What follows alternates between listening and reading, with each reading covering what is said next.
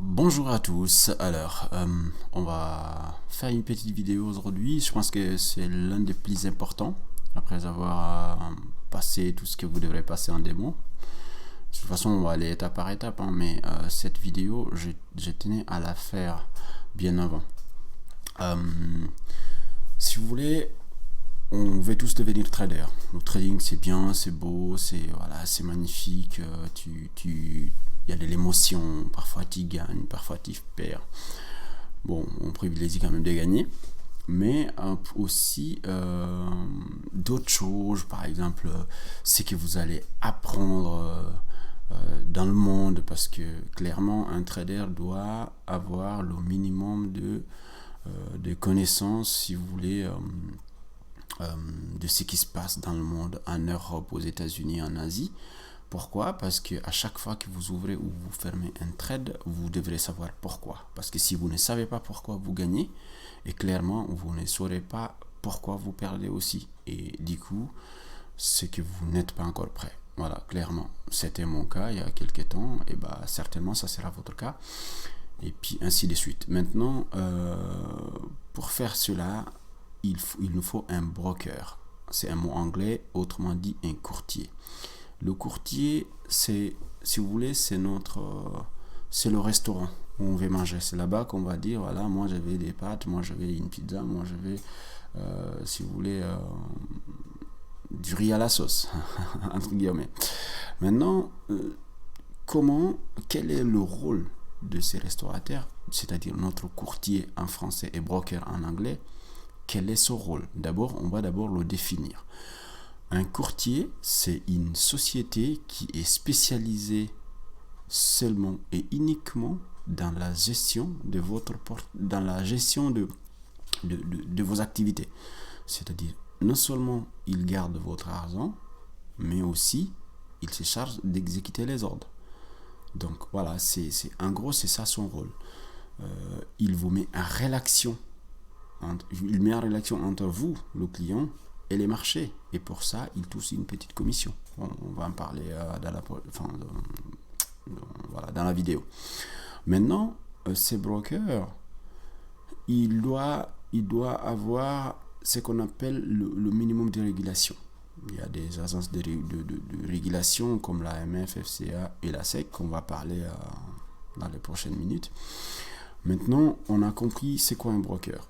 C'est une société qui nous qui est notre représentant face au marché, à la bourse. Parce que vous et moi, on est des ANF, des agents non financiers. C'est-à-dire, on ne peut rien faire directement sur les marchés. Il nous faut ces courtiers-là.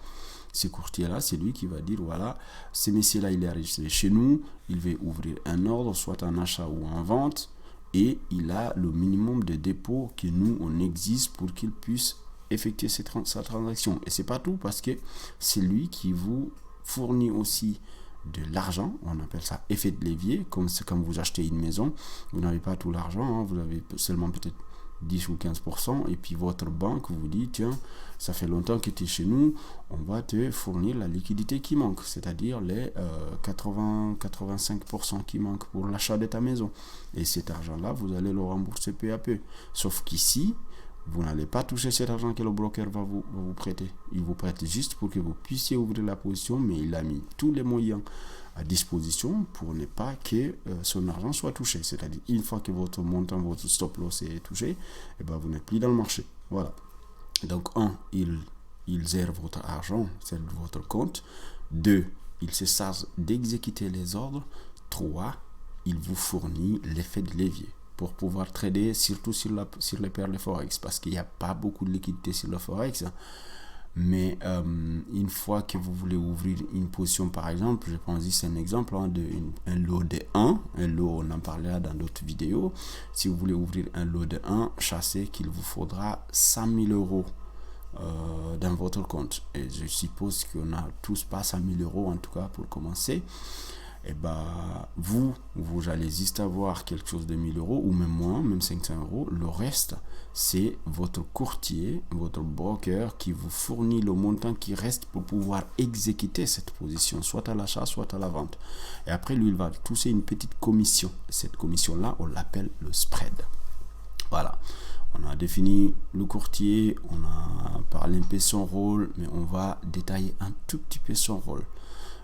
Son rôle, il est primordial. Pourquoi? Parce que s'il vous fournit la liquidité, si vous tradez pendant la journée entre 9h et 15h, 15h30, voire même 17h quelquefois, le spread, il est bas, la commission. C'est là le plus important. Si vous tradez pendant la nuit, le spread, il va être violent. Donc, en tout cas, moi, je les conseille. Si vous avez des positions et que vous êtes overnight ou même overweek, il n'y a pas de souci. Ça, libre à vous de faire comme vous voulez, du swing trading, du day trading, le scalping aussi. Mais clairement, la nuit, ils prennent des commissions. Voilà, des commissions beaucoup plus importantes par rapport à si vous tradez la journée. Pourquoi? Parce qu'il y a plus de liquidité. On prend l'exemple sur notre pizzeria. Vous venez entre 11h et 15h. Dans la plupart des cas, il y a quand même du mouvement. La pizza, elle coûte 10 euros. Un exemple. Et maintenant, si vous venez à 2h du matin parce que vous avez juste envie de manger une pizza et que ça vous tente, vous l'appelez, je veux une pizza, les fours sont éteintes, les employés sont partis. S'il va vous facturer cette pizza, je vous laisse deviner le prix. Voilà, là on a compris déjà entre le trading pendant la journée et pendant la nuit. À savoir que le Forex, en tout cas si les CFD sont ouverts de dimanche 23h jusqu'à vendredi 23h. Après ça dépend de la variation des horaires qu'on a en Europe ou aux États-Unis. Maintenant, là on a compris sur le broker. Maintenant, comment choisir ces brokers-là, ces courtiers? Comment le choisir? Parce que là, cette question elle revient très souvent. En tout cas, je ne faisais pas de vidéos avant, mais il y a beaucoup, même presque tous les jours, il y a quelqu'un qui me demande, où est-ce que je peux trouver un bon courtier? Il n'y a pas un bon ou un mauvais courtier. Il y a un bon ou un mauvais trader. Pourquoi? Parce que si tu es bon, tu vas prendre ton temps de mettre les choses au sérieux et de chercher, mais vraiment de piocher pour trouver un courtier qui te semble bon et qui a le minimum requis qu'on va détailler dans cette vidéo, pour te dire, ok, celui-là, il me semble qu'il est sérieux, je prends le risque, je mets mon argent et je me lance. Voilà, c'est si simple que ça. Mais pour ça, il te faut déjà deux choses primordiales. Premièrement, c'est est-ce que mon courtier est régulé? Est-ce qu'il est régulé, mon courtier? Quand est-ce qu'on dit qu'un courtier est régulé? C'est quand une agence comme l'AMF. L'AMF, vous pouvez chercher sur l'internet, c'est l'autorité des marchés financiers. C'est la police de la finance en France. C'est eux qui accréditent une confiance ou discréditent une société, en tout cas, pour dire, cette société-là, elle ne vaut pas la peine. Il ne faut pas qu'elle exécute ça parce qu'elle n'a pas le minimum de compétences ou suffisamment de solidité financière pour faire ce travail-là. Sinon, les clients vont mettre là-bas leur argent et après, il va déclarer faillite et les clients auront des difficultés pour récupérer ces fonds. Donc, c'est ça qu'on appelle régulation. C'est ces agences-là qui disent, tel broker ou tel broker à toutes les capacités d'exercer ça dans tel ou tel pays. Après, ça dépend encore les lois et les règles de chacun. En France, c'est l'AMF. Vérifiez bien. En Angleterre, c'est la FCA. La FCA, j'ai pris l'exemple ici sur Admiral Market.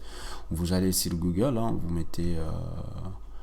on va y aller. On va faire un live.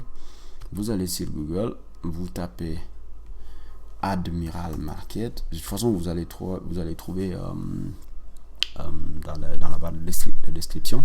Je l'ai parce que moi je suis chez eux. On ne se cache pas. Admiral Market. Vous cliquez une fois et n'importe quel courtier, faites comme ça. Là, vous allez voir Admiral Market Broker Site. Voilà. Vous cliquez. C'est juste pour vous montrer. Attention, quelquefois, c'est ici en haut que c'est marqué dans quel pays il y a la régulation. C'est Admiral Market, vous allez descendre tout en bas, mais vraiment tout au fond. Et là, vous allez arriver à ces niveaux-là. À propos, vous descendez encore, vous descendez. et jusqu'à l'avant-dernière ligne. Voilà, les 3 dernières lignes. Ici, vous voyez, Admiral Market UK est enregistré en Angleterre et au pays de Galles, en vertu de Company House. Voilà, numéro, voilà, vous voyez ici le numéro. Et puis, régulé, c'est ça qu'on cherche, nous, régulé par la Financial Conduct Authority. Voilà, c'est écrit ici, hein, FCA. En fait, c'est équivalent au marché, enfin, à l'AMF. Le numéro est là, le siège social c'est à Londres, c'est en Angleterre. Et puis, voilà, hein, la rue est là, le numéro, tout est là. Voilà, si vous voulez, vous pouvez même chercher et prendre le numéro. Si vous parlez anglais, même basique, vous appelez pour vous rassurer. Voilà, il est aussi enregistré à Chypre. À Chypre aussi, hein, voilà, il y a tout, il y a l'adresse, il y a tout ce qui va avec. Donc, celui-là, on sait d'abord qu'il est enregistré ici en Angleterre.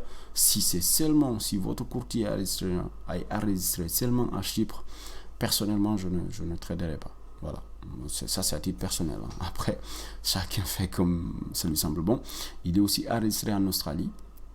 Voilà, donc ça prouve que les autorités australiennes aussi ont approuvé Admiral Market. Donc, on va se dire, ce courtier, il est bon. Voilà, ça c'est au niveau régulation. Maintenant, on va revenir au niveau de la commission. Pour faire simple, la commission est... Voilà, je ne vais pas dire que c'est la chose la plus importante, mais pour ma part, en tout cas, elle nous aide beaucoup. Pourquoi? Parce qu'à chaque fois que vous ouvrez ou vous fermez un trade, bah, vous savez ce qui vous attend. Bah, il vous attend quoi? La commission que vous allez payer. Cette commission, vous allez la payer. Voilà, on ne négocie pas avec ça parce que le courtier, c'est avec ça qu'il se rémunère en fait.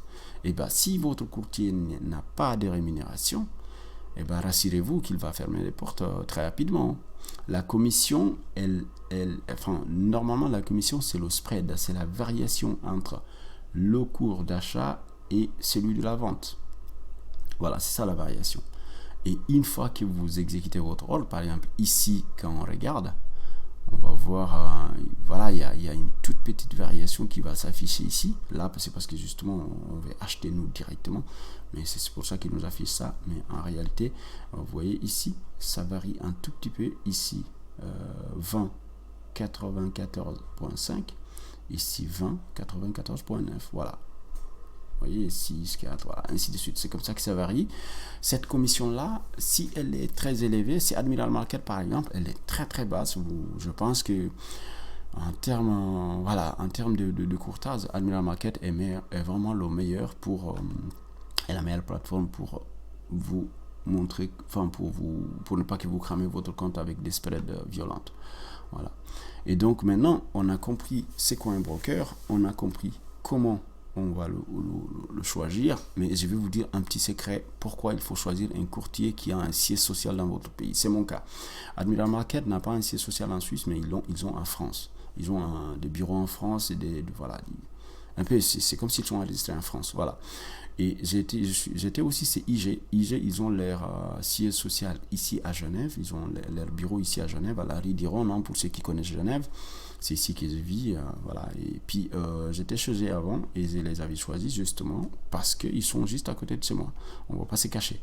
Voilà. Donc, on a défini le broker, on a compris son rôle, on a compris comment il se rémunère par les commissions et on a compris comment le choisir. Maintenant, je vous laisse voir. Si vous avez des questions, allez-y. Dans la barre de description de cette vidéo, vous avez déjà là-bas tout ce que moi je fais en termes de trading, d'investissement, parce que c'est différent. Le trading est différent de l'investissement.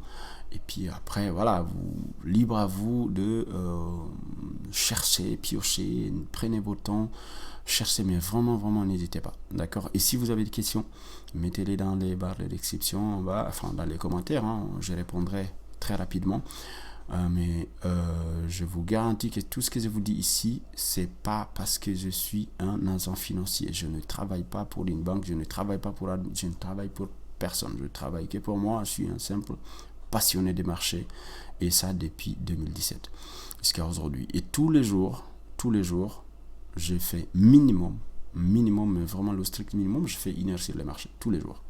Depuis 2017, je vous garantis, si vous multipliez ça par le nombre de jours qu'il y a depuis 2017, vous allez voir pourquoi j'ai peut-être une toute petite idée sur sur les marchés maintenant, vous voyez. Donc voilà, c'était ça, c'était tout pour cette vidéo. Et puis je vais continuer mes analyses. Sur ce, je vous dis voilà, à très vite. Portez-vous bien. Et puis trader sur votre compte de démo. Il ne faut pas qu'on oublie, trader sur vos comptes de démonstration. Il ne faut pas trader en réel avant de faire 6 mois à 1 an. Je précise 6 mois à 1 an en démo et après avoir trouvé une stratégie qui fonctionne. Si vous n'avez pas une stratégie qui fonctionne, apprenez encore. Là, par exemple, ça, je profite de vous montrer ça. Ça, c'est mon trade, c'est mon dernier trade. Il est là, je suis ici à 396 de gains. Je suis rentré ici parce que j'ai supposé ici c'était une cassure. On va en parler sur ça un moment. Pour ce faire, il faut juste tracer une résistance. Si le marché il a fait un petit pullback, je suis rentré ici. Voilà, donc là je suis déjà en gain de 388.